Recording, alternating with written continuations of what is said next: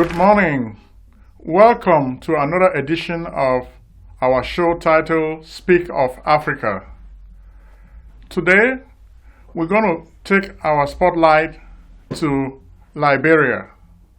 A few weeks ago, Liberia celebrated the inauguration of a new president, President George Weah, a former soccer superstar. There was so much fanfare. So many people were happy that George Weah has risen to the top of the presidency of Liberia. It was really wonderful. Amid the celebration, we want people to focus on what his presidency means to Liberia and the entire Africa. George Weah is known more for his soccer skills. I myself, personally, a few hours before I started coming for this show, I decided to watch some of his games on YouTube. He was a fantastic soccer player. But that's not really what I want to focus attention today. So many newscasts of Africans and others focus so much on George Weah's soccer days. That's the past. The presidency is now. George Weah is playing a new role. He's playing a new game. So we need to look at the game of politics. George Weah as a politician. Today, the ascendancy of George Weah to the Liberian presidency means that he has come to tackle a whole lot of serious problems. For those who do not know, Liberia is a small African country that was founded by U.S. slaves. As you all know, slaves were taken from Africa to the New World. After Abraham Lincoln's Emancipation Proclamation, slaves became free, and freedom became a nightmare. Although the slaves had a lot of freedom, they were not really happy because freedom came with a package. Freedom is not really free. For the first time, the slaves had to deal with the problems of being freed men and women. During the old days of Jim Crow, most of the slaves lived in a plantation with their masters. Now that they are free, they have to contend with economic, social, and political issues of daily living.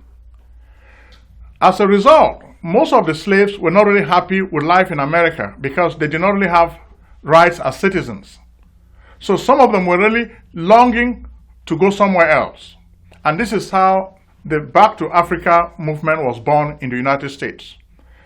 The U.S. government even encouraged the idea of slaves returning to Africa, just like in the days of Marcus Garvey. In fact, this is how Liberia as a nation came into being.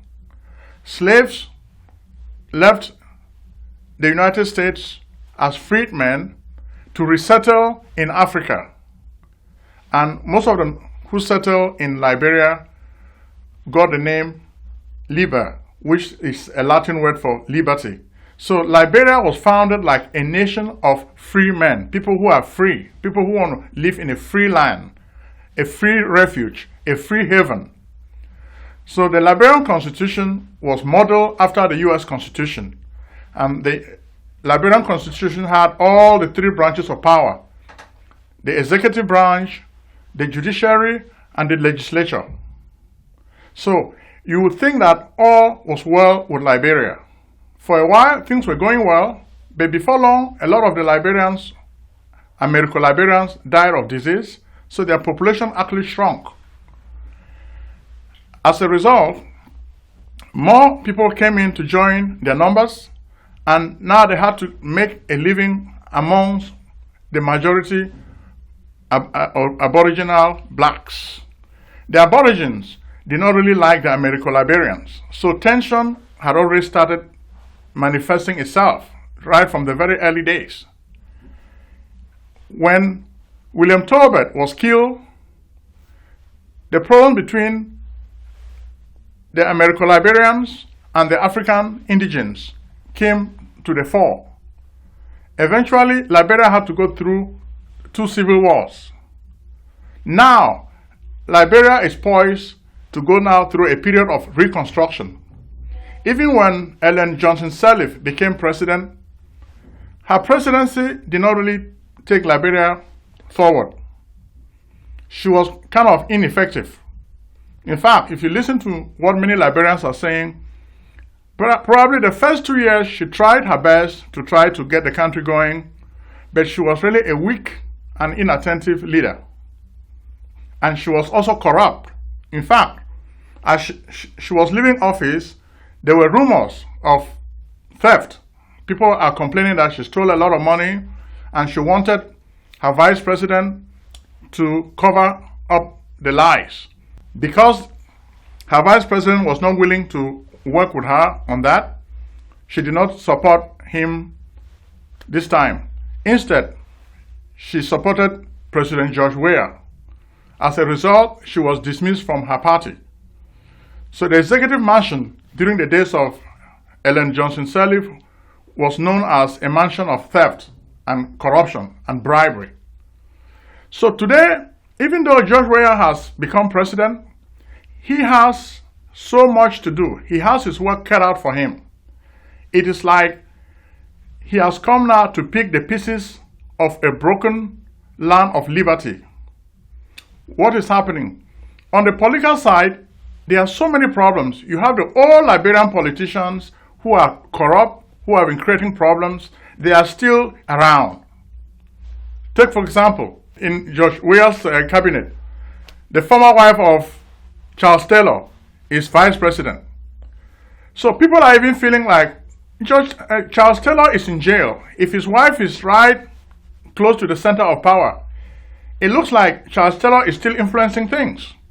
If during the election, Charles Taylor even made a fateful phone call which created a whole lot of panic, and people were feeling like, oh, Charles Taylor is still running things in Liberia. So I don't know if George Weah needed Mrs. Taylor to win the election. He has to really be careful if he's embarking on a new program of reconstruction. So because the old politicians can become a serious threat to any program of innovation and development. Besides the rule of law, we have to try to concentrate so that the rule of law should take precedence. The old politicians sometimes abuse the law and they don't respect the law. So during the tenure of Ellen Johnson Sirleaf, we could see a total breakdown of law and order. There is some kind of fractured piece which is struggling to hold, but we still see that things are not really going well. The idea of lifting people up, illiteracy, still remains. She did not do much in that arena. President George Weah has been promising to make a lot of changes in the area of illiteracy and education. He himself served as an example. When the Liberians were accusing him of illiteracy, he decided to go to school to acquire some education and show that he's fit. Similarly, he wants other Liberians to benefit from education. In fact, the very few days after he became president, he started initiating a lot of new ideas involving teachers and education. So we think he is really walking on the right path. We salute him and we're really happy and cheering for President George Weah. We want him to succeed very well, because if he succeeds, Liberia succeeds. Then, Liberia also has problems of shortage of electricity and running water. We need to have some basic services. Imagine that a country that was founded in 1847 up to today cannot really help its people have basic necessities such as running water. It's a shame. It's really a shame. When Trump calls us shithole countries, we really need to really be ashamed of ourselves. So, President George Weah, you are really doing the right thing and we are really happy with you. We are just asking you to keep being who you are. You are the boy from Claratown. The hope of the whole nation is on you. The poor people of Liberia are looking forward to what you can do to help them. You are a rich person, but please try to make the average person to rise and be happy with their lives so that they can live a decent life. Next, we start looking at other problems that you have to deal with. Cost of living in Liberia is very, very high. Inflation is running rampant. Over 85% of the population is living below the poverty line. When I even look at the pictures of Claratown, where you came from, President George Weah, I really feel sick. And I really pray that you being a Christian, you should really do something to really help the poor people, because they're all praying for you, because they want you to do well. Then there is the issue of unemployment. Try to engage the people so that they can find productive employment. There is the issue of taxes and customs. It looks like what is happening now in Liberia is the customs are just doing their own thing. They are taking bribes. Foreign exchange is on free fall. Foreign exchange is on free fall. Things are so bad. When I read the newspapers in Liberia, the headlines are just screaming about foreign exchange. You cannot have a strong country without a good foreign exchange system. A few days ago, I was really impressed with some of the remarks President George Weah made concerning some of the changes that he wants to introduce. He wants to introduce some constitutional changes. The first one is citizen rights. I will applaud President Weah. That's good. Citizen rights will do very, very well. You want to make the average person to be a citizen of a country of laws. That's good. The Indian community and the Lebanese community would be very, very happy with some of the changes you are introducing. You are opening the tent. Instead of building a wall to keep people out, you are building a bridge to get people walk in and help build the new Liberia. Liberia really needs a lot of reconstruction. Liberia needs a total makeover. With citizenship rights, you would be able to bring people from outside to contribute to the development of Liberia, and we applaud you. But on a note of caution, do not just issue citizenship to any foreigner. Citizenship should not just be a blank check. If it's a blank check, you'll be hurting your country. And I know most Liberians will not agree if you just offer a blank check of citizenship to just any criminal in the world. You do not want criminals to use Liberia as their haven. You want to attract good money, but you don't want bloody money. So, like other countries in the world, you want to make sure that citizenship has some strings. You become a citizen of Liberia, but there's something you have to give back in return. So citizenship should not be a blank check. So let us emphasize that, President George Weah. Make sure that people are able to become citizens, but let us have some strings attached to citizenship. Dual citizenship is also a good concept, which I applaud you. You've done really well. You've picked on a really touchy subject.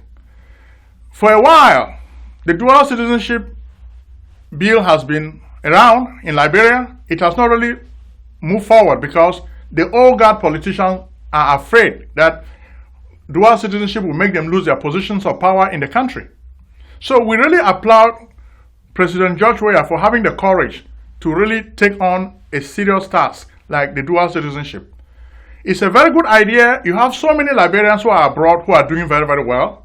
So we are thinking that if you can really use the concept of dual citizenship, you'll be able to attract so many good people to return to Liberia and build the country with you as partners. So we think that the concept of dual citizenship is good. Look at Israel as a model. The people who developed Israel are not the people who were living there during the time of Jesus. No. Most of the people who are bringing the new technology of production, the new knowledge, are Jews who came from outside. They have the money, they have the knowledge, so they are the ones really changing Israel. When you see a small country like Israel beating all the big Arab nations in one war after another, why is this happening? It's happening because they have help from abroad. Similarly, we need to make sure that we can attract capital, human capital and financial capital from abroad, from even the Liberians who are living overseas in the diaspora. If this happens, it will make it easy to really develop Liberia peacefully and quickly. So we think the dual citizenship concept is very good. Okay? So the next issue is property rights. Property rights is very, very good. By having property rights, you've made it possible so that people can own property. If people can own property, it's such a great idea. We think we salute you for it. Because when you have property rights, you can make it possible for people to be able to own land. They can own land. They can also own real estate. But the best part of it is they'll be able to have real property. So I make a distinction. In law, when you have land, you have real estate, and you have real property. The three are different. So what most people tend to know is land and real estate. Land means the earth's surface with anything above it, such as trees and water. Real estate means land plus additions and improvements. But what we are talking about today is property rights, which is legal bundle of rights. When people have a property, that property comes with rights. So this is the way we think you can really embark on a program to really help the country build wealth using real estate. Real property. Let the people have a system in which there is a legal system where people can buy land, build on it, then they have the rights. Then they can turn over this land from one party to another. In the Western world, in America, for example, we've already moved away from the feudal system to the allodial system. The feudal system means the king owns all the land. But today we have the allodial system. With the allodial system, the citizens own the land. So make it possible so that the Lebanese and the Indians can own land in Liberia so that they can feel that they belong. When they own land in Liberia, they will be able to contribute a whole lot more to the development of the country. They will feel that they are citizens and they will be happy to contribute immensely to the development of that country. If you can really tackle some of these problems, and worst of all, the issue of foreign exchange, I think is just too important. I will never stop talking about it. Foreign exchange in Liberia is so bad, you need to do something right away to really try to help the Liberian dollar to have some value. Liberians are running away from their own currency. They prefer the American dollar as a medium of exchange. So this needs to change quickly. So we think that if you can try to come up with some initiatives with your Minister of Commerce and Finance so that you can shore up your foreign exchange earnings, this will really be of great help to the people. So we think, in a nutshell, the election of President Weah is a promise. It's a promise which can really help a lot of the people. And we are really saluting George Weah for winning this election. We think he can really change Liberia to really move ahead. And there's a book we're going to really refer you to. It's by Hernando de Soto, Why Capitalism Succeeds in the West but Fails Everywhere Else. Capitalism is not really a culture. It's a mode of production. Any people, irrespective of their culture, can learn it. The Koreans, South Koreans, learn it and they are doing very, very well with it. The other Asian tigers are doing the same. So why can capitalism not succeed in Africa? So the key thing is property rights. Let us learn how to make it possible to have a legal system of property rights for citizens. If people own rights, they will be happy to enjoy that property, and with a chain of title, the property can move from one generation to another easily. It's like you're buying a shirt. You can transfer the ownership from one party to another. It's so easy. You can buy and sell. There are so many professionals who are involved in the transaction to make it work seamlessly. And of course, there is the land and records where they keep all the information intact. If the chain is broken, lawyers work to cure it so that there are no blemishes on the title of the land or the real property. So we think that we are really dealing with a president who is really doing some things properly, and we can end our show by saying we wish President George Weah well, and we hope he's going to take Liberia to greatness. Thank you very much.